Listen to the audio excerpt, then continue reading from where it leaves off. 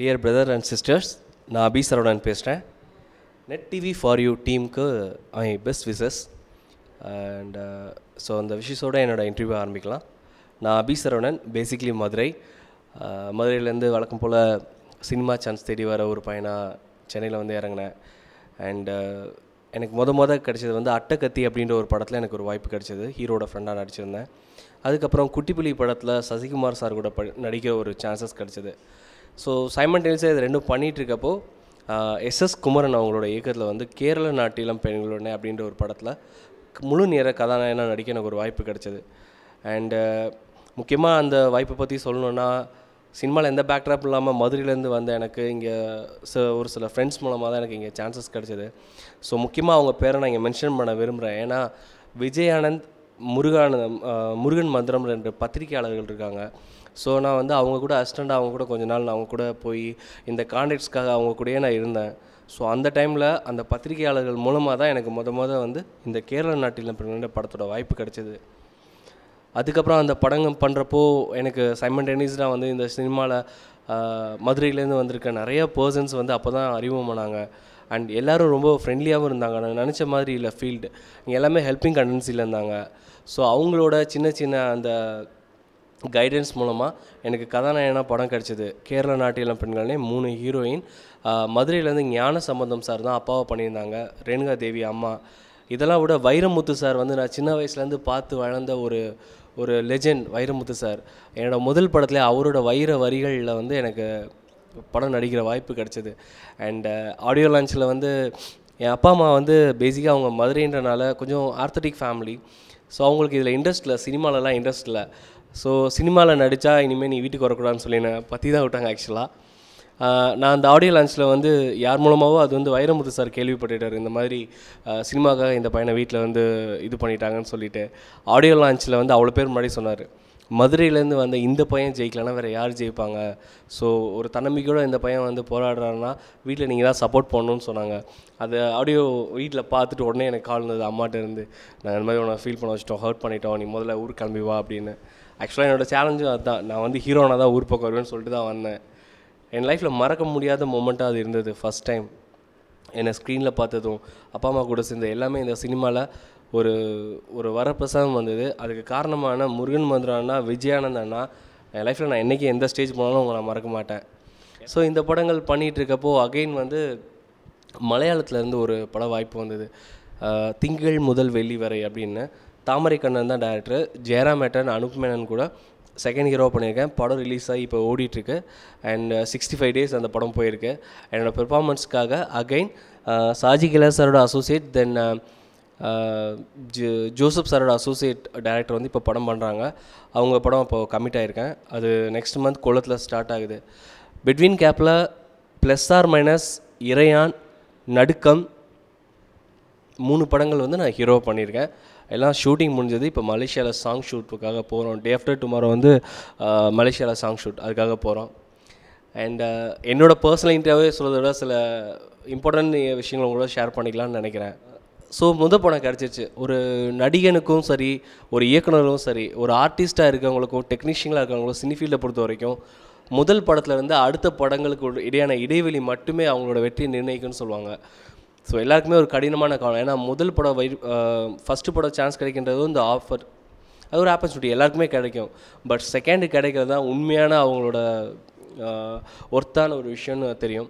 So அதுக்காக அந்த second படம் எனக்கு யார் மூலமாக கிடைக்கும், எங்கே கிடைக்கும்னு தெரியாமல் ஒரு ஓடலில் ஒரு தேடலில் இருந்த சமயத்தில் ஒரு சின்ன இன்சிடென்ட் நான் அவங்களோட மென்ஷன் பண்ண விரும்புகிறேன். எனக்கு ஸ்ரீலங்கன் ஃப்ரெண்ட்ஸ் ரொம்ப அதிகமாக இருந்தாங்க. ஏன்னா சென்னையில் வந்து இங்கே வாய்ப்பு தேடிட்டு இருக்க காலகட்டங்களில் நிறைய பேர் ஃப்ரெண்டு. அதில் ஒரு நண்பர் தான் என்னை வந்து அவர் கூட தங்க வச்சுக்கிட்டாரு. அவர் பேர் வந்து அபிஷேக். அவர் இப்போ இல்லை, ஆக்சுவலாக அவர் இஸ் நோ மோர், ஒரு ஆக்ஷனில் இறந்துட்டார். என்னோடய பேர் வந்து சரவணகுமார்.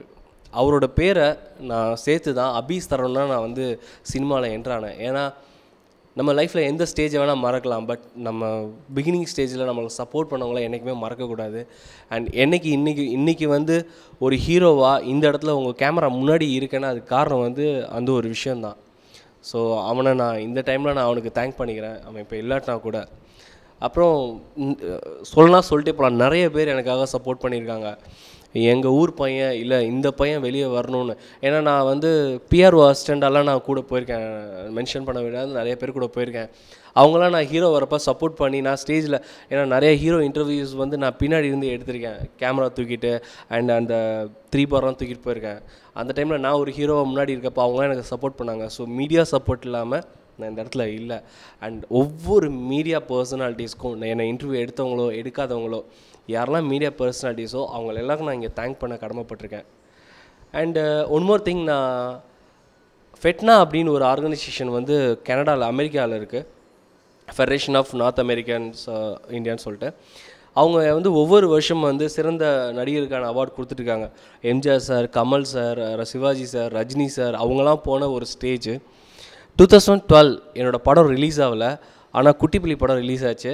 என் படத்தோட ப்ரிவ்யூ பார்த்துட்டு சிறந்த புதுமுகத்துக்கான அவார்ட் ஃபஸ்ட்டு ஸ்டேஜ் என் லைஃப்பில் நான் வாங்கினது வந்து கனடாவில். அண்டு சமுத்திரக்கனி சார் கையில் தான், சாரி நான் அண்ணன் தான் எல்லாத்தையும் சொல்லுவேன், சமுத்திரக்கனி அண்ணன் கையால் தான் நான் அந்த விருது வாங்கினேன். ஸோ என் லைஃப்பில் வந்து அன்ஃபர்கெட்டபிள் மொமெண்ட் அப்படின்னா அது அந்த ஒரு தருணம் தான். நான் ஒரு விருதுன்னு வாங்கினது என் லைஃப்பில் அதுதான். அது சிறந்த புதுமுகம்னு சொல்லி எனக்கு அங்கே கொடுத்து கௌரவிச்சாங்க. அண்ட் அங்கே இருந்த எல்லாருக்குமே, முக்கியமாக சிவமக்கள்லேருந்து எல்லாருக்கும் நான் தேங்க் பண்ணிக்கிறேன். எனக்கு தேங்க் பண்ணணும், எனக்கு சப்போர்ட் பண்ணணும் கூட நான் தேங்க் பண்ண மாட்டேன். எனக்காக கிளாப்ஸ் பண்ண ஒவ்வொருத்தவங்களுக்குமே நான் கடமைப்பட்டிருக்கேன். ஏன்னா அவங்களோட அந்த கிளாப் சவுண்ட்ஸ் தான் வந்து எனக்குள்ளே இருக்க இன்ஸ்பிரேஷன்ஸ்.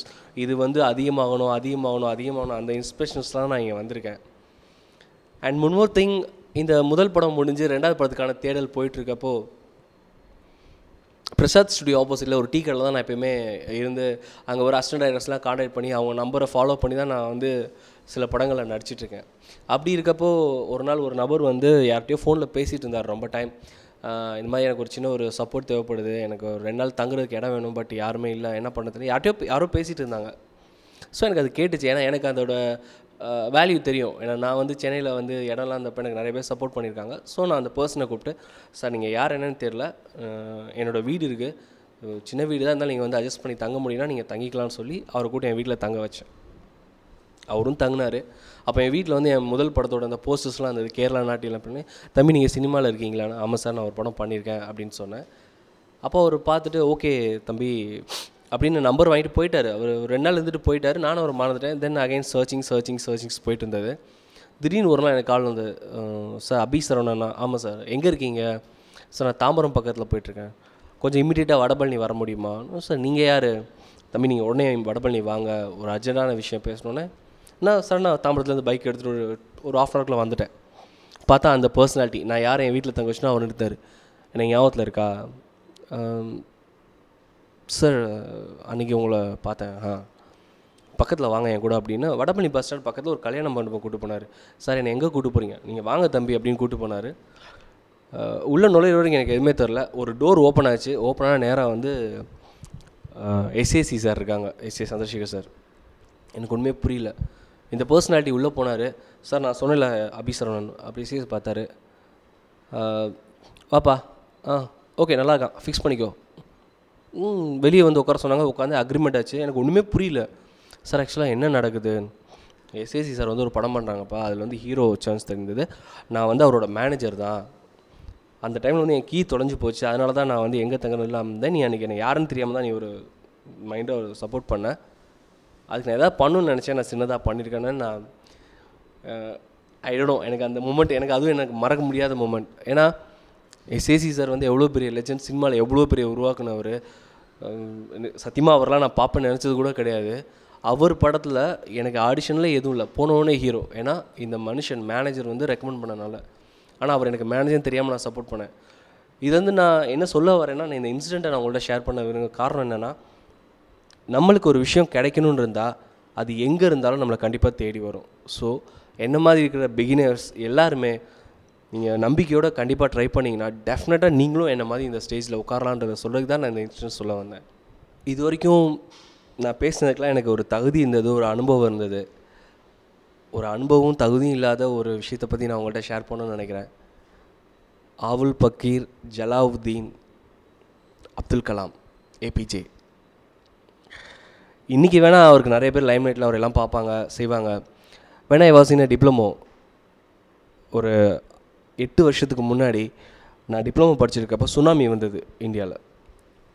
நான் அவரோட பெரிய ஃபேன், அப்துல் கலாம் சாரோட பெரிய ஃபேன். எல்லோரும் ஒவ்வொரு விதமான ஷேரிங் கொடுத்துட்ருங்க. என்னோடய காலேஜில் வந்து ஷேரிங் கொடுத்துட்டு இருந்தாங்க அவங்களால முடிஞ்சதை. எனக்கு அதில் இன்ட்ரெஸ்ட் இல்லை, 100 200 கொடுக்க இன்ட்ரெஸ்ட் இல்லை. யோசித்தேன், டக்குன்னு டிசைட் பண்ணேன். என் ஃப்ரெண்ட்ஸ்கிட்ட கொஞ்சம் கொஞ்சம் பைசா கலெக்ட் பண்ணி, நான் வந்து அப்துல் கலாமுக்கு பயங்கர ஃபேன். அதனால் என்ன பண்ணேன்னா, அவர் அறிவு சிறகுகள் எழுதியிருந்தார், அக்னி சிறகுகள் எழுதியிருந்தார். அதை ஃபாலோ பண்ணி அறிவு சிறகுகள்னு நான் ஒரு புத்தகம் எழுதினேன். ஒரு ஜென்ரல் நாலேஜ் சம்மந்தப்பட்ட புத்தகங்கள். அதோட பிரிண்டிங் வந்து ஓவரால் வந்து எனக்கு 4000 வந்தது, 1000 காப்பீஸ். அதாவது ஒரு புத்தகத்தோட விலை வந்து 4 ரூபா தான் வந்தது. ஒரு 1000 பொது அறிவு அடங்கிய ஒரு புத்தகம். அதை நான் வந்து என்னோடய காலேஜில் டிஸ்ட்ரிபியூட் பண்ணேன். ஒரு புத்தகம் வந்து ஸ்டூடெண்ட்ஸ்க்கு வந்து 10 ரூபா, அதர் பீப்புள்ஸ்க்கு வந்து 20 ரூபான்னு சொல்லி விற்றேன். 1000 காப்பி நான் பிரிண்ட் பண்ணி சேல் பண்ண 2வது நாளே 1000 காப்பி காலி.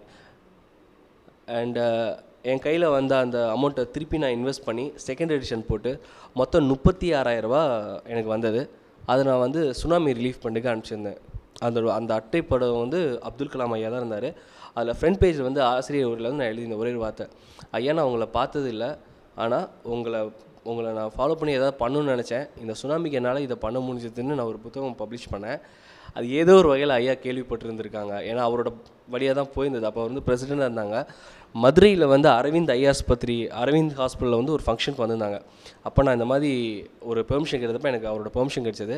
அவரை சந்திக்க வாய்ப்பு, அவர் கூட ஃபோட்டோ எடுக்கவும் அவரோட ஆட்டோகிராஃப் வாங்கவும் எனக்கு ஒரு வாய்ப்பு கிடச்சிது. என் வாழ்க்கையில் அதிகபட்சம் நான் சந்தோஷப்பட்ட ஒரு மொமெண்ட் அதுதான், ஐயாவு கூட இருந்தது. இப்போ சமீபத்தில் 29 நான் மூணார் லொக்கேஷனில் இருந்தேன் ஒரு ப்ரொடியூசர் கூட. திடீர்னு என் வாட்ஸ்அப்பில் வந்து ஒரு தகவல், ஐயா இந்த மாதிரி இறந்துட்டாங்க அப்படின்னு ஒரு தகவல். ஏன்னா நம்பலை நான் சீரியஸாக. உடனே டிவி போட்டு பார்த்தேன், எல்லா இடத்துலையும் பப்ளிஷ் ஆச்சு. எனக்கு அது டைஜஸ்ட் பண்ண முடியல. இதனால் நான் அந்த இடத்துலேருந்து நேராக கிளம்பி மதுரை வந்து ஐயாவோட மதுரை வரப்போ, மதுரை ஏர்போர்ட்டில் வரப்போ நான் அங்கே இருந்து திருப்பி அவங்க இங்கேருந்து ஃப்ளைட்டில் கிளம்பி போயிட்டாங்க. நாங்கள் திருப்பி இங்கேருந்து கார் எடுத்துகிட்டு போய் ராமேஸ்வரத்தில் ஐயாவுக்கு அஞ்சலி செலுத்துகிறோம். நம்ம லைட்டில் வர அளவுக்கு பெரிய ஆர்டிஸ்ட் இல்லாதனால நம்மளுக்கு தெரியாது. நான் அங்கே ஃபுல் நைட் வந்து அந்த ராம்நாட்டில் இருந்துட்டு ஐயாவோட ஃபனரல் முடிகிற வரைக்கும் இருந்துட்டு தான் நான் வந்தேன் மதுரைக்கு. நேற்று மார்னிங் தான் நான் சென்னைக்கே வந்திருக்கேன். ஐயாவோ வாழ்ந்த காலத்தில் நாங்கள் வாழ்ந்திருக்கோன்றது மிகப்பெரிய உந்துதல். ஒரே ஒரு உண்மை மட்டும் நான் சொல்கிறேன், லைம்லைட்டுக்காக சொல்லலை. என்னோடய வாட்ஸ்அப் டிபியே அதுதான் ஆக்சுவலாக இருந்தது. Success when your signature convert to autograph, that's means success.